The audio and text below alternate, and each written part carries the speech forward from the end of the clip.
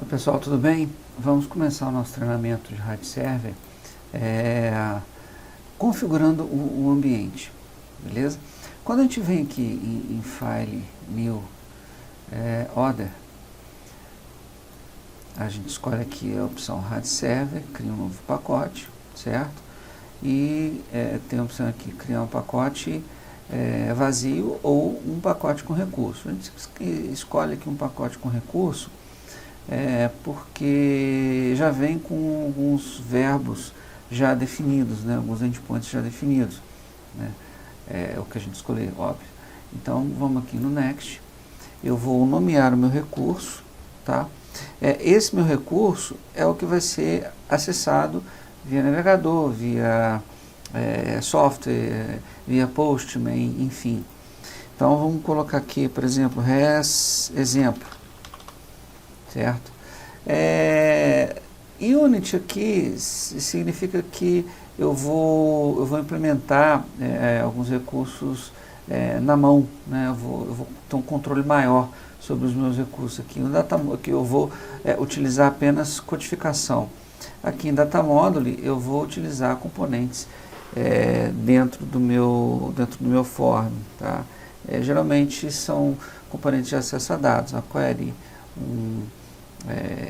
componente de recurso, serialização e deserialização de JSON, enfim, eu vou utilizar componentes aqui, não visuais, né?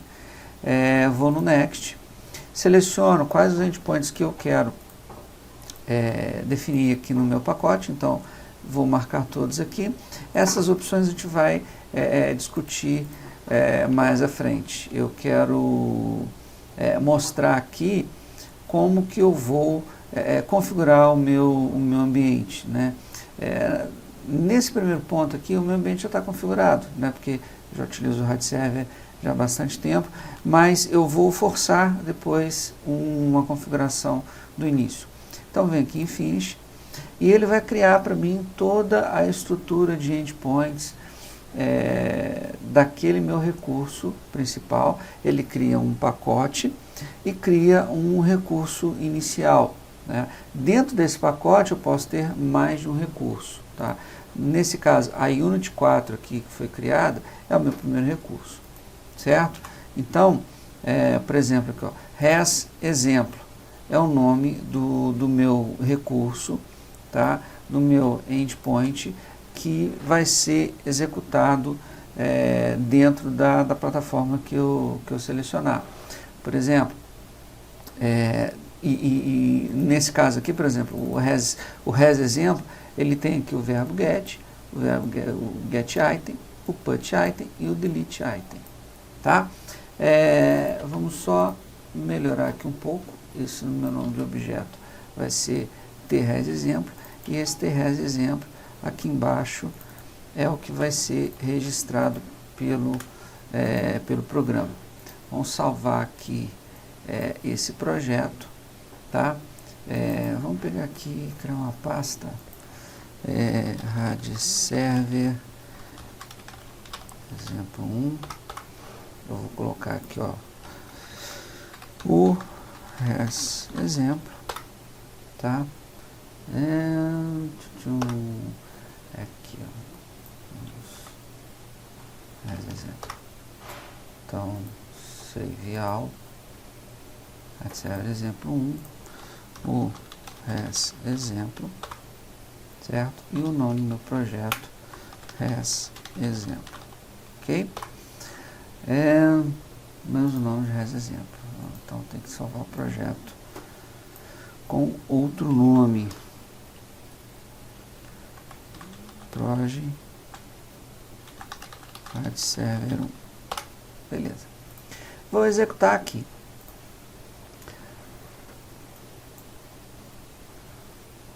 Assim.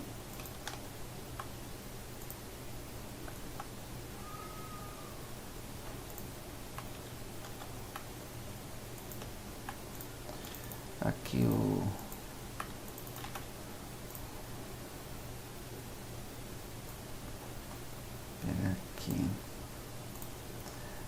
aqui esse resource 1, vou fazer res exemplo. Tá, vou refatorar isso aqui.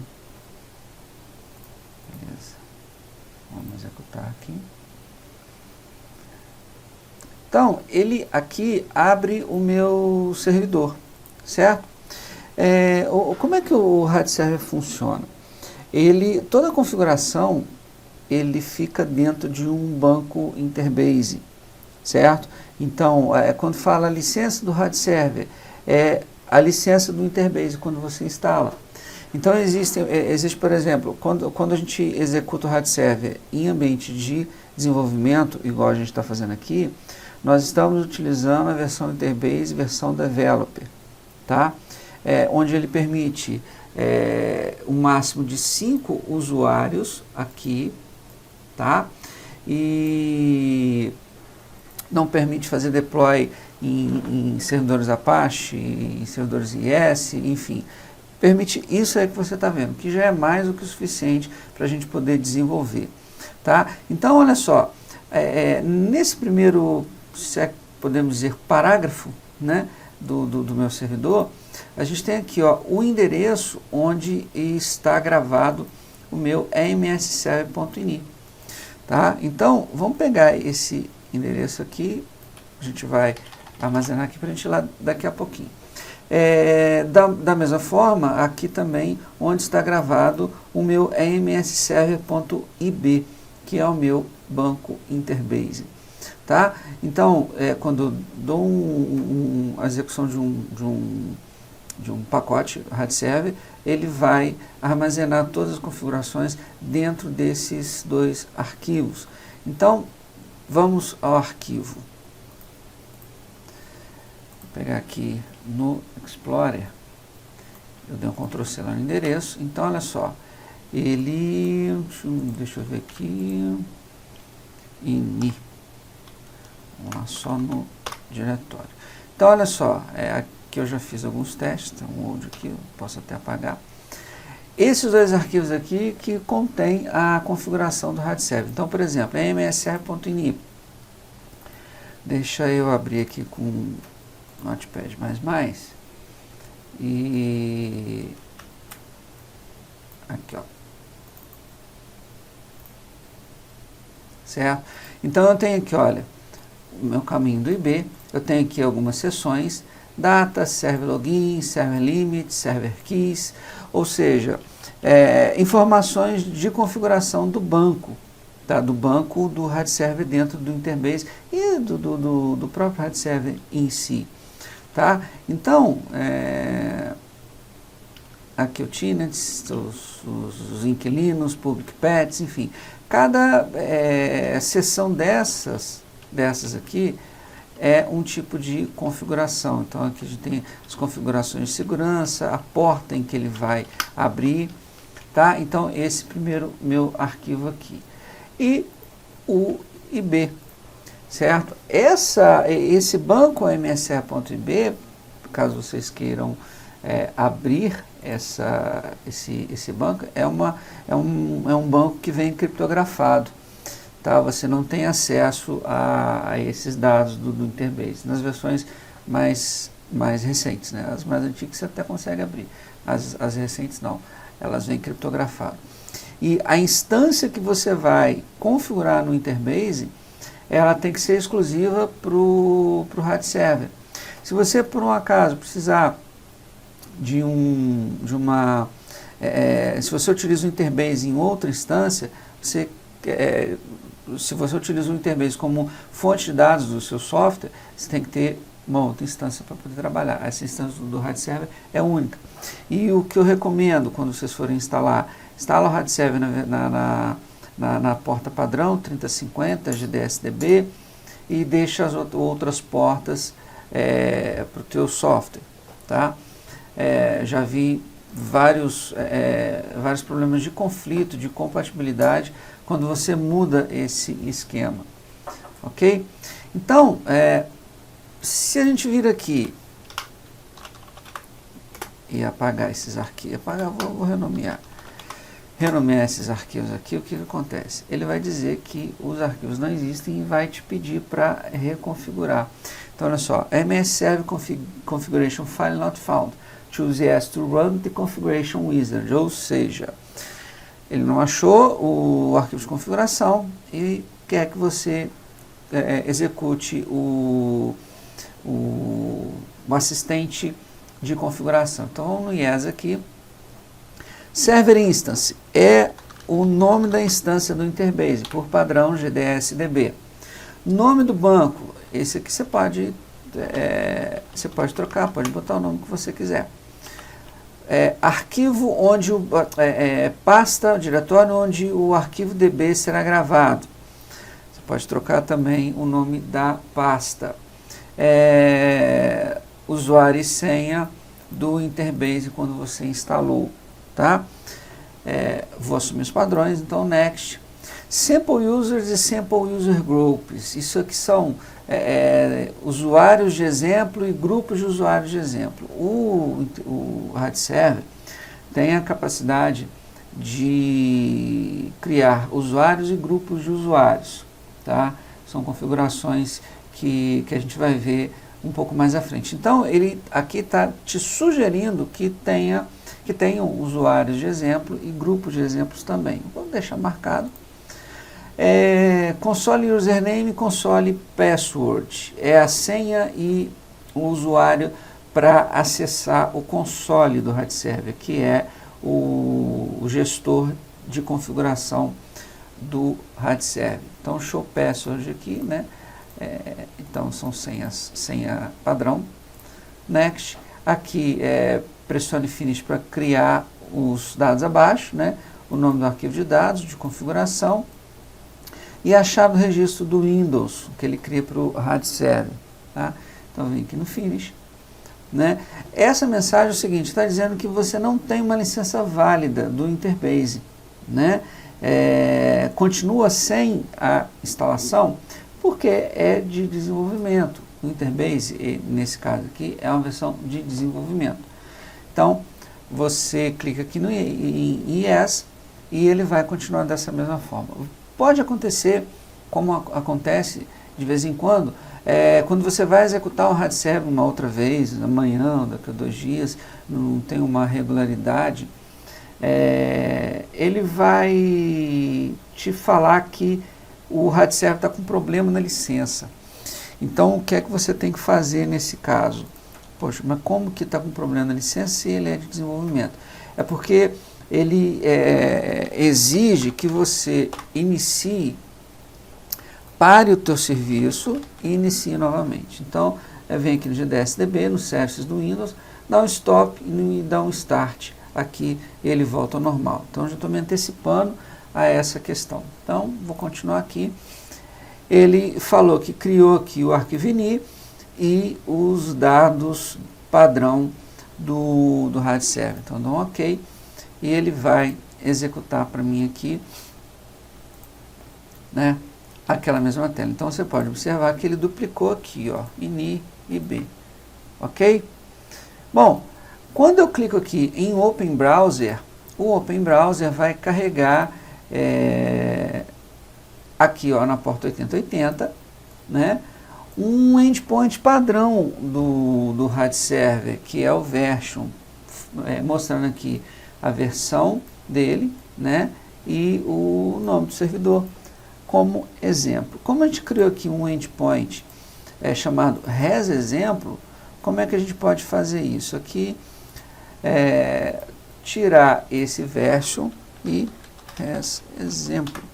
Então, olha só, quando eu digitei resexemplo, o que ele faz? Já a codificação padrão do RAD Server, que é mostrar essa string. Então, a gente vê, quando eu digito somente aqui esse endpoint, ele pega automaticamente o verbo get.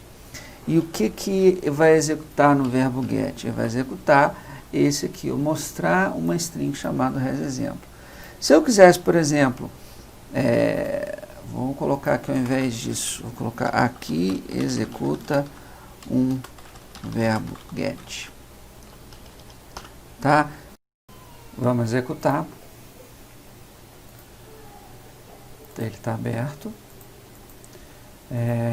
Porque ele está aberto aqui nessa seção. Vamos fechar e vamos executar aqui, ó. Então, vou abrir o browser, né? E quando eu colocar aqui res exemplo, olha, aqui executa um verbo get. Se eu colocar, por exemplo, aqui, ó, res exemplo /1, ele vai me retornar no caso que é essa string, né, o res exemplo, e o parâmetro que eu passei. Então, esse /1 é o parâmetro que eu estou passando.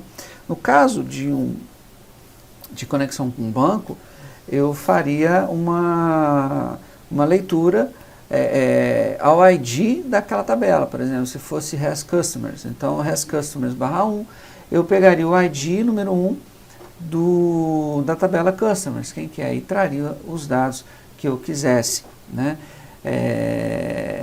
Então, o verbo get, ele traz a lista, né, da tabela completa, ou o que eu quiser, afinal de contas eu que defino. E o verbo getItem, ele vai trazer apenas uma informação. Tudo isso é programável, né? Você pode programar dentro do seu endpoint, certo?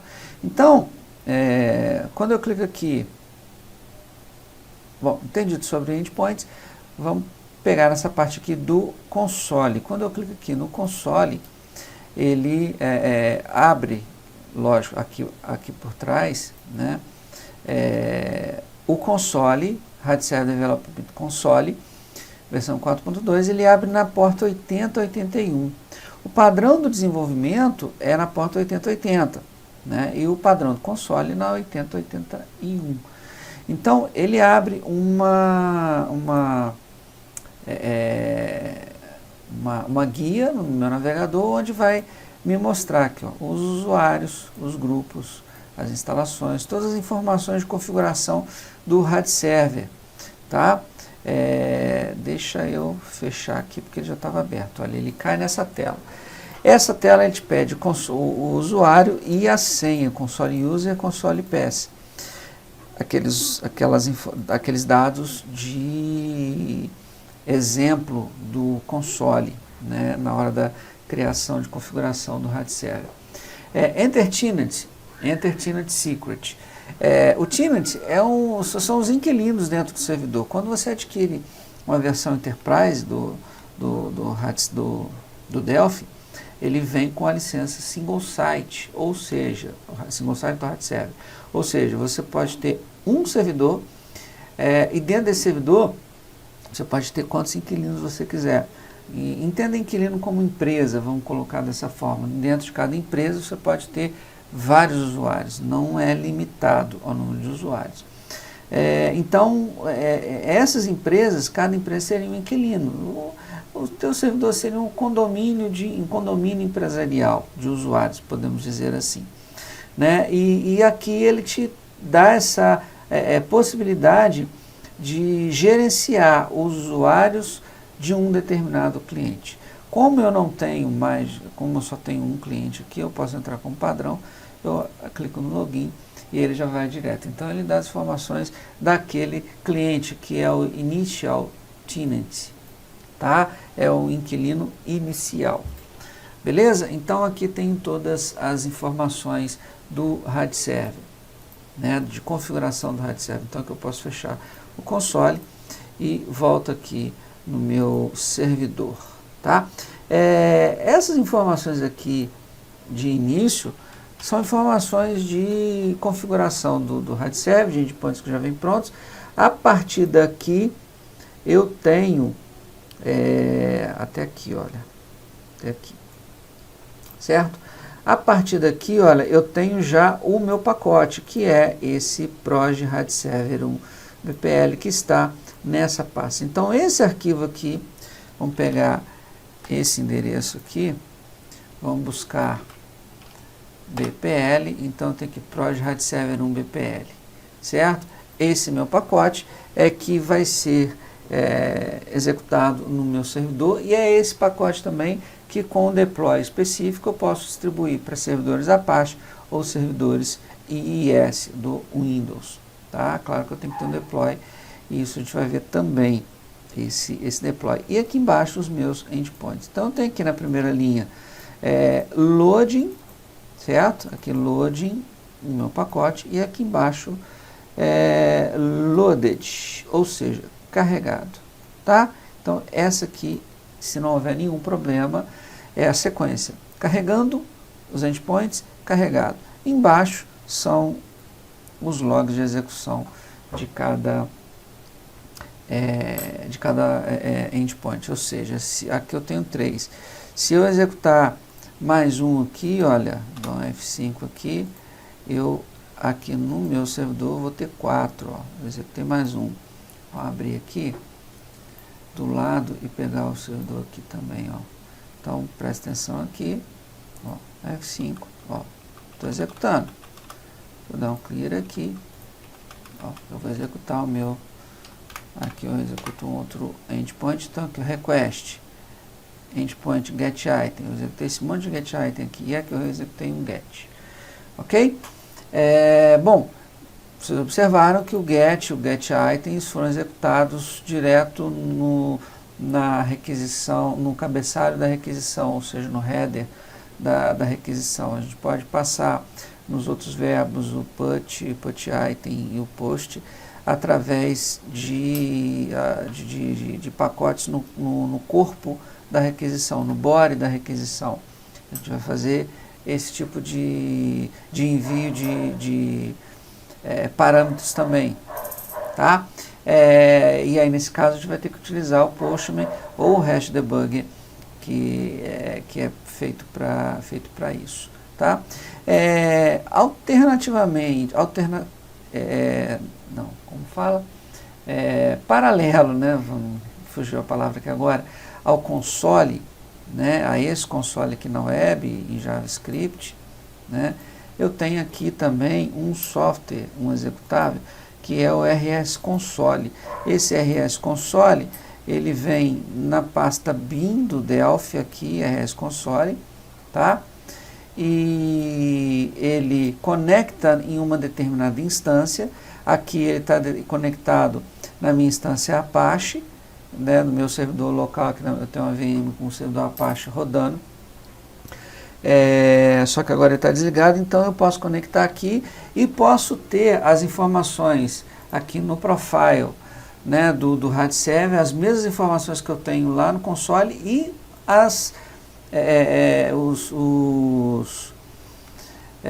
os recursos que o console JavaScript me dá, os recursos que o hash debug me dá para execução de endpoints aqui, ó. Você vê que basicamente a tela é parecida. Eles só acoplaram o console do RAD Server com a execução de requisições de endpoints, certo?